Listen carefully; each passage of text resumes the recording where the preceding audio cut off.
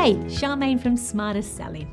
Today's topic is your language. Now, I'm a trainer of NLP, and the L out of NLP is language. That's neuro-linguistic programming. So the L is language. It's really important to understand that your language defines who you are and defines to your client what your solution is all about. So be very cautious with the language that you use. Now, if you come from a country like I do, which is Australia and England, we tend to be a bit negative in our language. How are you today? Not bad. I called a friend the other day and said, how are you? Not dead yet. That isn't the sort of language you want to be using with your clients. You want to be embedding positive, forward-embedded messages about positivity, about you and about your solution. So consider what you say. So when it comes to your solution, try not to say things that your product or service doesn't do. Just focus on things that it does do.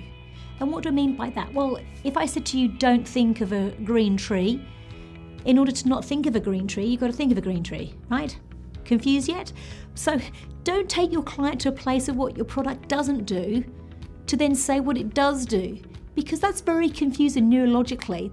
They may go there and stay there and try and unravel what you've just said, and then 2 weeks later just remember that and not actually what you can do. So be really polished at your presentation. What I suggest you do is be masterful at practicing great sentences which talks about what your product, solution or service does do for the client and doesn't talk about what it doesn't do. That's our top tip on language today. If you've got something to say about language, then do make a comment below. If you think a colleague would find this useful, then share. And if you'd like to know more about neuro-linguistic programming in sales, hypnotherapy, timeline therapy in sales, and masterful sales techniques, then subscribe below. I'm Charmaine from Smarter Selling. Until next time.